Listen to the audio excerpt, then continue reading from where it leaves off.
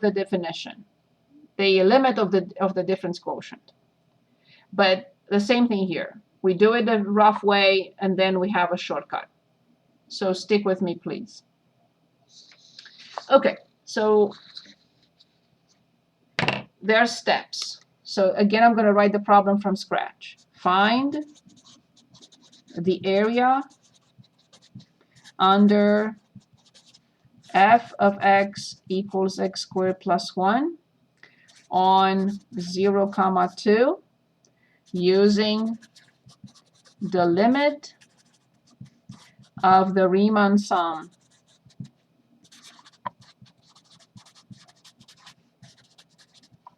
The limit of the Riemann sum has steps, and especially some preparations.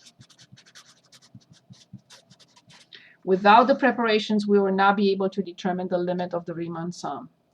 Preparation number 1, I have to determine delta x. By definition, this is b minus a over n. AB, the interval a comma b. 2 minus 0, 2 minus 0 over n equals 2 over n. That's the first prep.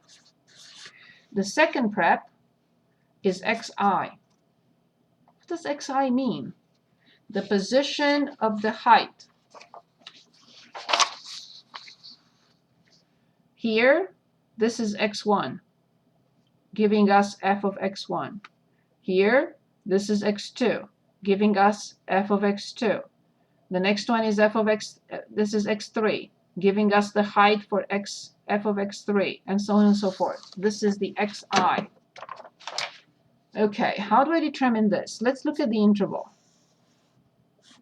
This is the interval 0, 2. As I said, this will be delta x. All is the same. Delta x, delta x, delta x, delta x, delta x, delta x. All of them are equal. Of course, they don't appear to be equal in my drawing, but they're all equal, that delta x. So this one is x1, which is 0 plus 1 delta x. This one is x2, which is 0 plus 2 delta x. What do you think xi will be? This is xi. 0 plus how many delta x's?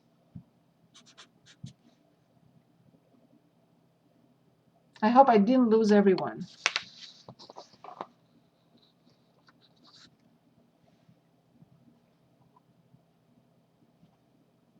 Are you asking how many there are? Yes. There's only one, isn't there? Careful. Let's do this again. This is x1, which is 0 plus 1 delta x. This is x2, which is 0 plus 2 delta x. This is x3, which is 0 plus 1, 2, 3 delta x. This is x4, which is 0 plus 4 delta x. I'm asking xi, the general one. 0 plus n. Yes, n will be here, but this is I. If this is I, this is I. Yes. So I don't have enough room there. So xi equals 0 plus I delta x, or xi equals delta x is replaced by 2 over n times I. 2I over n. 2I over n. This is our xi. And preparation number 3 is f of xi. Can anyone give us f of xi, which is f of 2i over n? I'm going to copy the function. Sorry, I'm confused. Why is xi 2i over n? Okay, so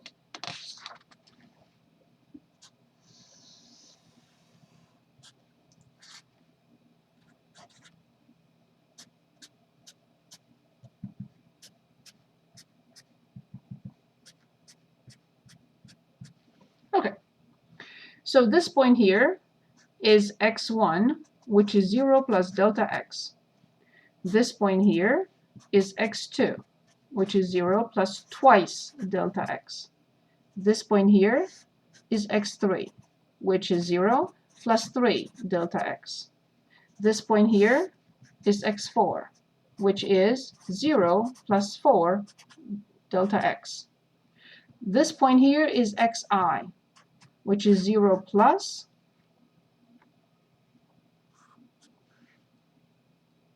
It's 0 plus I delta.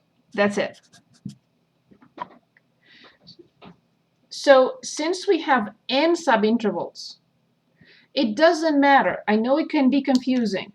And you can ask, wait a minute, am I using the leftmost point?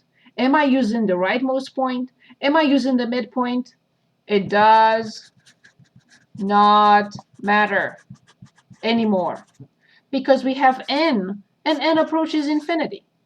Who cares? We don't care whether it's the leftmost point, midpoint, or the rightmost point. We have n subintervals, and that number goes to infinity. It will fill in everything under that graph. It will fill in everything here because we are using n subintervals and n approaches infinity. Is that better? Yeah, that makes sense, that part, but how did xi get to 2I over n? Delta x is 2 over n. I multiplied by 2 over n is 2I over n. Okay, that makes sense. Better?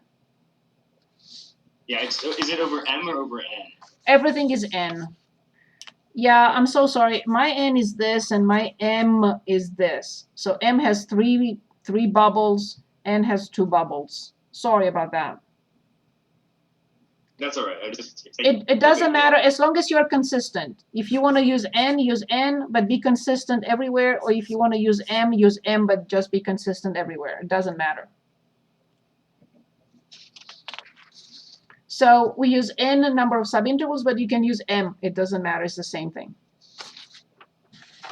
Good. So now so let me write the function one more time here. F of x is x squared plus 1. Can anyone tell us how to write f of 2I over n, keeping in mind that this is our function?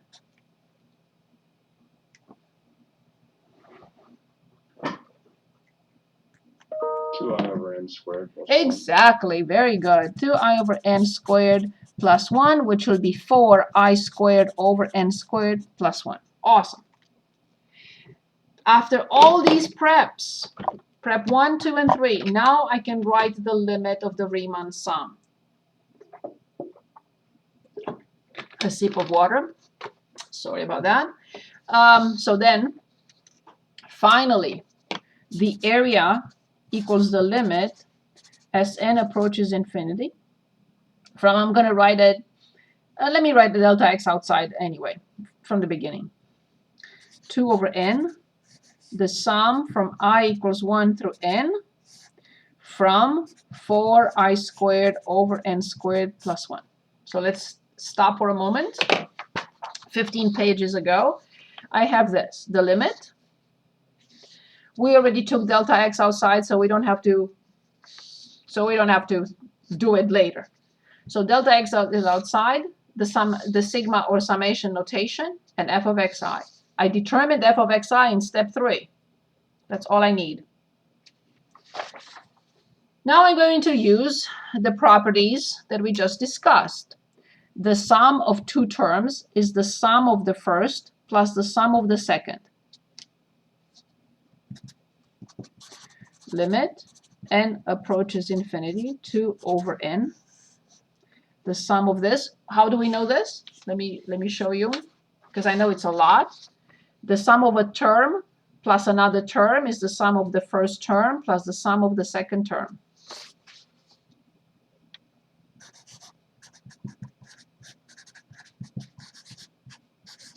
From I equals 1 through n, from I equals 1 through n. So I'm going to use a triangle here. Skip over all this, please. Follow the triangle. It looks like anything but a triangle. Okay. And now the next step. A constant goes in front. If it's a factor and it does not have I in it, or n in this case, it goes out. So this will go out. Out in front. So this is the limit as n approaches infinity. 2 over n, 4 over n squared, because it's a factor, times the sum of I squared from I equals 1 through n. And this one I already know. This is an identity. And we wrote those 4 identities a minute ago, 20. The sum of 1 from I equals 1 through n is n. So this piece is replaced by n. Good. Limit as n approaches infinity, 2 over n, 4 over n squared. Now this identity is the ugly one. We wrote it a few minutes ago. n plus 1, 2n plus 1 over 6 plus n. Let's stop for a moment and see what happened. Yay, I got rid of the symbol. Yes, go ahead. Go ahead. Sorry, I was never mind. So I was just asking, I just couldn't read it. So I got rid of the symbol, the sigma, the sum of this plus sum of that. I took the factor out. I know this formula is right here, this identity. I know this one, the sum of 1, it's n. Yay! So now the whole issue, or the final steps are clear. I have to find this limit of this. I have to do some algebra here. I will simplify an n with an n. I will simplify a 2. I will multiply these right here to make my life easier. 2n squared plus 3n plus 1. And then I continue with the limit as n approaches infinity through 2 over n. The least common denominator must be 3n. And this needs to be multiplied by 3n. So 2 times 2n squared, 2 times 3n, 2 times 1, plus 3n squared. Do not try to simplify anything here, please. N approaches infinity. The denominator is 3n squared. The numerator is 2 times 7n squared plus 6n plus 2. Limit as n approaches infinity. 14n squared plus 12n plus 4 over 3n squared. Can anyone give us the direct answer before we apply L'Hopital's rule, because it's infinity over infinity?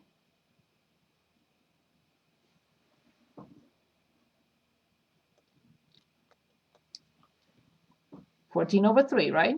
We know that from pre-calc. So limit as n approaches infinity, infinity over infinity, 28n plus 12 over 6n. Again, limit as n approaches infinity, still infinity over infinity, 28 over 6. Simplify by 2, 14 over 3, as expected. This is the exact area under the graph of f of x equals x squared plus 1, exactly on 0, 2.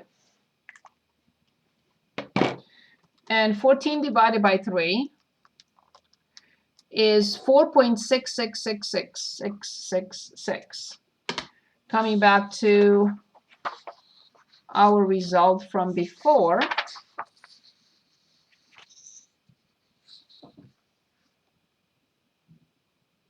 we had 4.5 with only 2 subintervals. Very good approximation, or you may say not really, but I will consider it very good.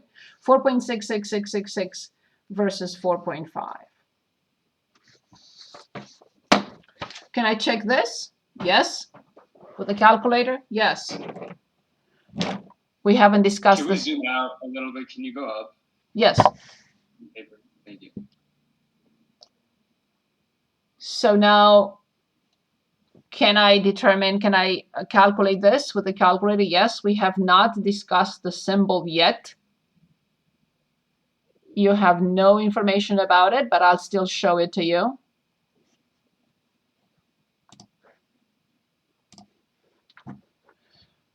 Go to math and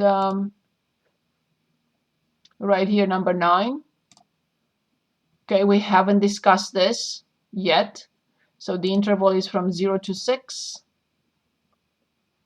This is the same thing with this. Same thing, but it's a stretched letter S. Same thing. This is the Greek S. This is the Roman S, right? But stretched. I didn't mean. Of course, yes. I don't know why I put 6. Thank you. So x squared, I was just looking at it, plus 1. And of course, our best friend dx. This is really our best friend. And when I hit enter, I have to get that 4.6666666666666. This is what we're going to focus. Yippee! Good. So this is the exact area using the limit of the Riemann sum.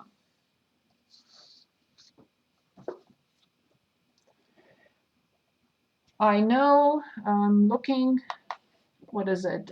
We have 9, I think, no, 6 minutes. So, yes.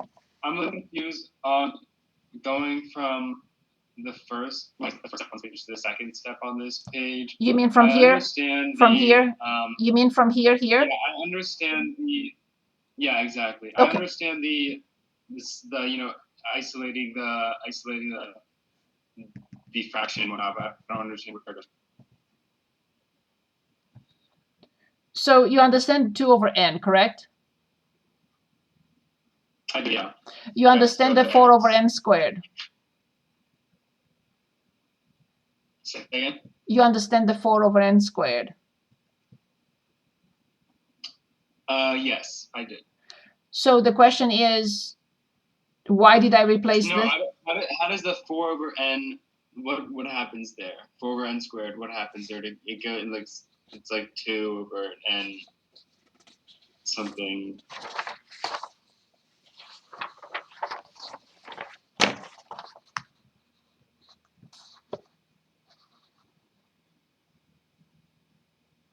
Yeah. That part makes sense, but the other equation before that. This one? No, before that. Yeah, the 4 over n squared. What does that turn into? So you're saying how we got from. I'm just confused. I'm just confused because it goes to the next line, you cross it out and you write 2 and you cross it the square. So you're not asking. So you're not asking from here how we got here. No. No, you're asking how we got from here here. You're asking. But I understand the part with the I. Okay, so I simplified an n because this is a product. I simplified an n with an n. Oh, okay. I think I see. So I simplified an n from here with an n from here, so this is n, and then I have I simplified by 2, and I have a 2 and a 3. So the least common denominator is n times 3, which is 3n. But now I have to distribute 2 to this, which is this product. I had to multiply them first. And I got 2n squared plus 3n plus 1. So 2 times 2n squared is this, 2 times 3n is this, and 2 times 1 is this. And then because I'm adding 2 fractions, this one has 1 in the denominator, so I have to multiply by 3n. Yeah. So 3n times n is 3n squared. Then I added these 2. And then I distributed 2 to all 3 terms. And then I applied L'Hopital's rule twice to get 14 over 3. That makes sense. Is this better?